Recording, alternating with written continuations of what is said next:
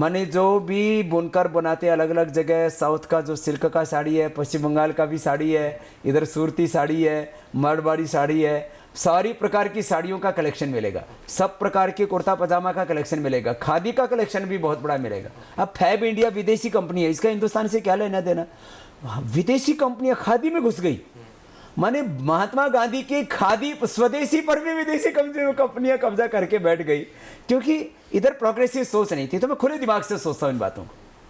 हम पैकेजिंग करते हैं तो हमारी पैकेजिंग इंटरनेशनल लेवल की होती है, विदेशी कंपनियों को टक्कर देने वाली। अरे क्यों कम रहना, फैशन भी होगा 10 to 20%, जो लिमिट्स में, एक बिल्कुल वो नहीं, वो एकदम नग्नपना वाला नहीं, जो जैसे कहते हैं ना सभ्य फैशन, तो वो भी होगा। तो हम बच्चे, जवान, बुजुर्ग, महिलाएं, स्त्रियां, उन सब के लिए जो है ये जो भी ये टेक्सटाइल काम होगा इसमें।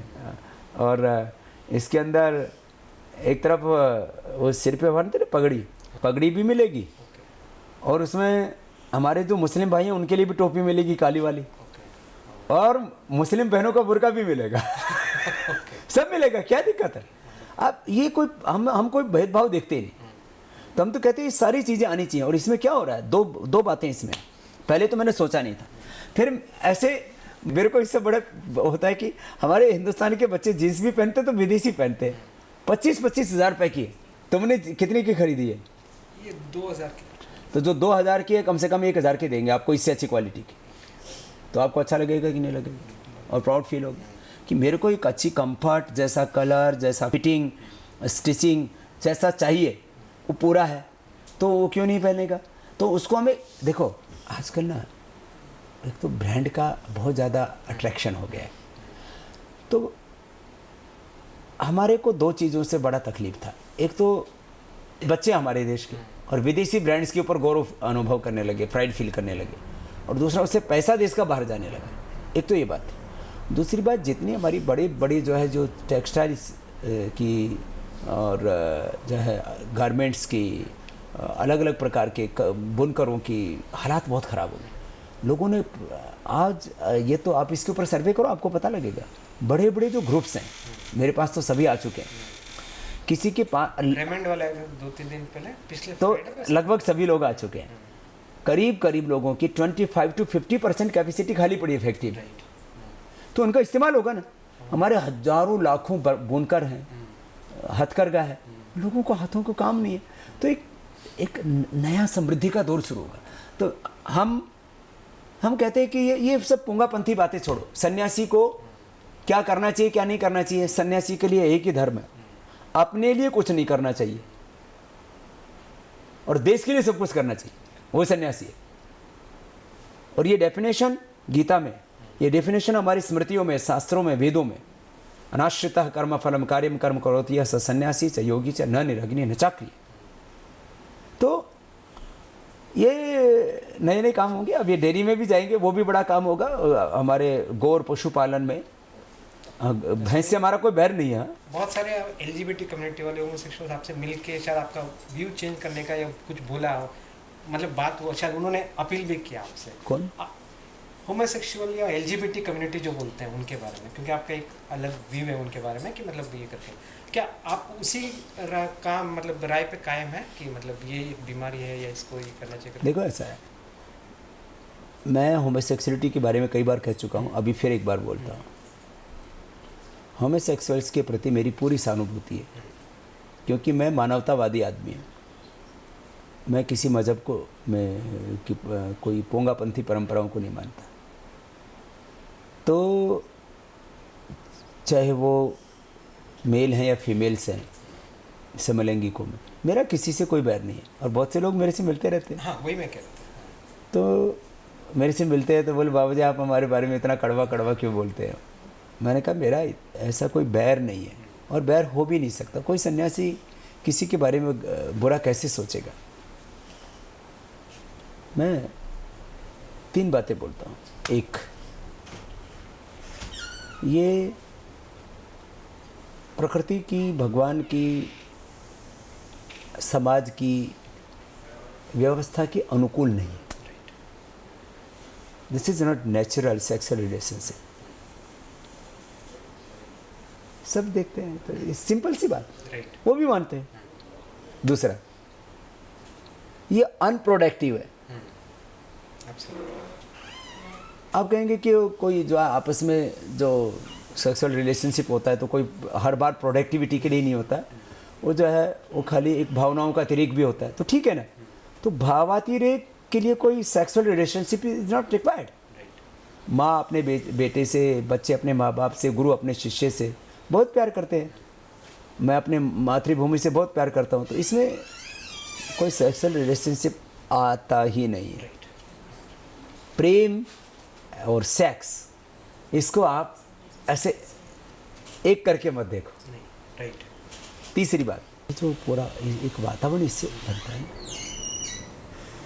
तो इन चीज़ों को महिमा मंडित ना किया जाए। मैं चाहता हूँ, इसका समझिए महिमा मंडित मतलब किसी चीज़ को ग्लैमराइज करते हैं। Okay, glamorise. ओके। तो होमोसेक्सुअलिटी को ग्लैमराइज ना किया जाए। जैसे बहुत से लोग इसको ग्लैमराइज करते हैं, और मैं इसको बोलता हूँ, भाई देखो क्या होता है, मैं मनोविज्ञान पर बहुत काम करता हूँ, करोड़ों लोगों के साथ मेरी कनेक्टिविटी है। स्वयं योग और अध्यात्म में मैंने मन और आत्मा की गहराइयों को अनुभव किया है। तो एक बात बोलता हूँ कि मनुष्य का स्वभाव क्या है। तो मनुष्य का स्वभाव है, जो काम हम बार बार करते हैं वो हमारी आदत पड़ जाती है। अब कोई भी देखने का, सुनने का, सूंघने का, बोलने का, हाथ का, पैर का, जो आप बार बार करेंगे, तो यदि दो यंगस्टर्स, दोनों मेल हैं या दोनों फीमेल हैं या जैसे भी हैं, वो आपस में जो बार बार मिलते हैं तो दोनों के आकर्षण बढ़ जाता है। फिर वो कुछ ऐसे ही अलग अलग प्रकार के सेक्सुअल बिहेवियर लोग करते हैं, वो सब मैंने सब पढ़ा है, क्योंकि मैं तो शरीर विज्ञान, मनोविज्ञान, ये मेरा सब्जेक्ट है। तो जो बार बार करते हैं ना, उसकी आदत पड़ जाती है। तो मैंने बोला दो तीन बातें। एक गलत आदत है, गलत तरीके से सेक्सुअल बिहेवियर करना। कितने तरीके से लोग करते हैं आजकल, तो बच्चे, मैं तो कभी देखो आजकल को पोर्न फिल्म क्या बोलते हैं, मैंने एक बार भी नहीं देखी। देखो मैं एडल्ट हूँ, मैं और इस समाज में, देश दुनिया में क्या हो रहा है वो मैं जान भी सकता हूँ। वो होते हुए भी मैंने एक बार भी ये पोर्न फिल्म नहीं देखा। लेकिन मैंने पूछा, भाई जैसे आप बैठे हो, ऐसे कुछ जो समझदार लोग हैं, मैंने कभी ये होता क्या है पोर्न फिल्म, फिर ये होता क्या होमोसेक्सुअलिटी में, फिर इसमें बहुत ज़्यादा उल्टी पुल्टी बातें चल जाती हैं। जानवरों के साथ सेक्सुअल बिहेवियर करना, फिर विदेशों में तो खिलौने बिकते हैं, खिलौने के साथ सेक्सुअल बिहेवियर करना, ये क्या है, आदमी को दिवालियापन है। तो मैं बोलता हूँ ये गलत आदत है, और जो गलत आदत होती है वही हमारी एक बीमारी बन जाती है। अब मैं क्या कहूँगा, कोई आदमी बार बार शराब पीता है तो मैं क्या कहूँगा, सुबह से शाम तक शराब पीता है, चैन स्मोकर है, तो मैं इसको बीमारी लग गई। बीमारी है, बिल्कुल एडिक्शन है। तो ये this is a bad addiction. अब इतनी तो बात थोड़ा मान लेनी चाहिए, और उसको चेंज किया जा सकता है। जो ये लोग तर्क देते हैं ना कि जेनेटिक होता है, ये बिल्कुल भी सही नहीं है। समझिए, अभी मेरा है, जैसे नेट पे आप शायद ट्विटर पे जाते होंगे, देखते होंगे, जैसे आपका इंडिया टुडे वाला जो पिक्चर था, उसका कितने मेम्स बने, मेम्स बोलते हैं, जो मतलब स्वामी जी को रॉकेट में जाते हुए या कुछ और करते हुए, समझिए आप बहुत लाइटली इन चीज़ों को लेते हैं, बहुत मतलब हंसते हुए टाल देते हैं। जो मजाक या जो भी बनता है, आपको कैसे लेते हैं आप लोग उन सब चीज़ों को? मैं दो बातें सोचता हूँ। कभी भी मैं संबंधों में रिएक्ट बहुत ज़्यादा नहीं करता हूँ। राइट। अब जैसे आप मेरा इंटरव्यू लेके गए, और आप तो मुझे थोड़े ज़्यादा संवेदनशील पत्रकार लगे। ऐसे नहीं नहीं, ठीक। लेकिन आप मेरे बारे में यदि कोई बहुत गलत बात भी लिख देते हैं, आज तो हमारा कोई ऐसा बहुत ज़्यादा कंट्रोवर्शियल इशू भी नहीं आया है कि आप मान लीजिए आप मेरे से लालू जी के बारे में, नीतीश जी के बारे में, मुलायम अखिलेश जी के बारे में, मोदी जी के बारे में और तमाम लोगों के बारे में पूछने लगे और मैं कोई एक एक लाइन का कोई राय बोल दूं और उसको थोड़ा उल्टा पुल्टा करके भी आप लिख सकते हो। और ऐसे ही कुछ और दूसरा, अब जैसे आपने होम सिक्योरिटी के बारे में पूछा, इसके बारे में भी आप कोई नई खबर भी बना सकते हो।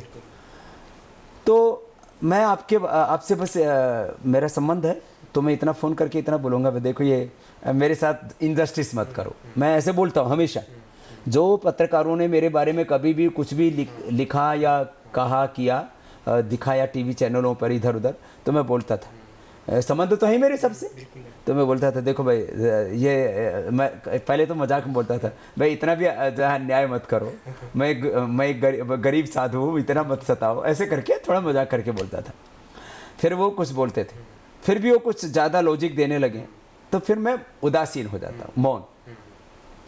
तो उसको ये तो हुआ पत्रकारिता के संबंध में। फिर जब ऐसे कोई चीज़ हो जाती हैं तो मैं उसको ही सोचता हूँ, जो है कुछ देश में यंगस्टर्स हैं, कुछ जो है सोशल मीडिया की शोशेबाजी हैं, कुछ देश में धार्मिक लोग हैं, कुछ राजनीतिक लोग हैं और अलग अलग विचारधाराओं के लोग हैं। तो वो किसी भी रूप में कोई भी बात करते हैं तो मैं एक बात तो मैं ऐसे बोल के टाल देता हूँ, अरे ठीक है, कोई हमने गलत काम तो किया नहीं। पब्लिक पर्सनालिटी का ये सब मतलब चलता रहता है, तो इसलिए मैं इसको बहुत सीरियसली नहीं लेता हूँ। कोई मजाक उड़ाता है, जैसे किसी लोगों को अपना कार्टून भी कोई बना दे। तो मेरे जब शुरू में कार्टून बनने लगे 10 साल पहले, क्योंकि यूके कार्टून बनते थे उस समय, फिर उसके बाद पॉलिटिकल बनाने लगे मेरे, फिर अभी इकोनॉमिक बनाने लग गए। अब तो मैं अब मेरे से लोग आकर के पूछते हैं, बाबा जी आप क्या हो, आप हमको आप बताओ। तो मैंने कहा मैं एक योगी और कर्म योगी हूँ, बाकी सभी बाय प्रोडक्ट है।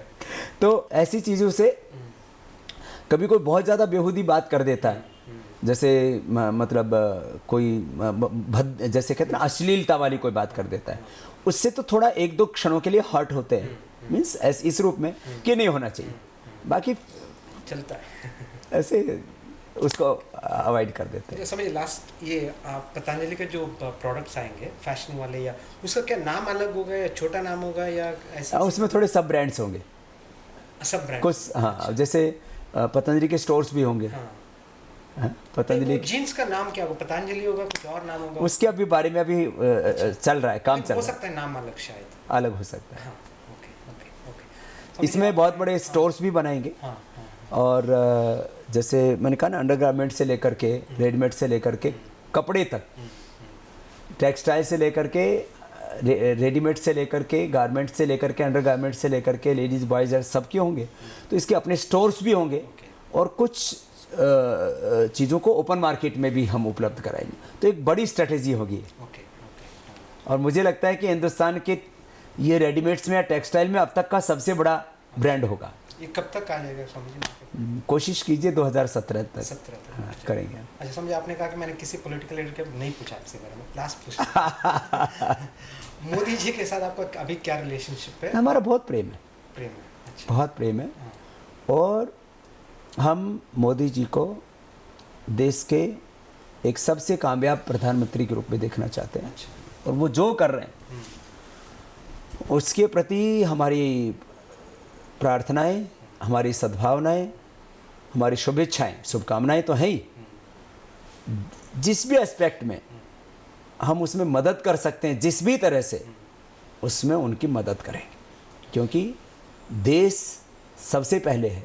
देश आगे बढ़ेगा तो हम सब आगे बढ़ेंगे, देश सुखी रहेगा तो हम सभी सुखी रहेंगे। इस संकल्प के साथ हम पूरे उनके साथ जुड़े हुए हैं। समझिए आपने इतना समय दिया मेरे लिए, और ये बहुत थैंक यू वेरी मच। आपसे जानकारी मिली, thank you. Thank you so much.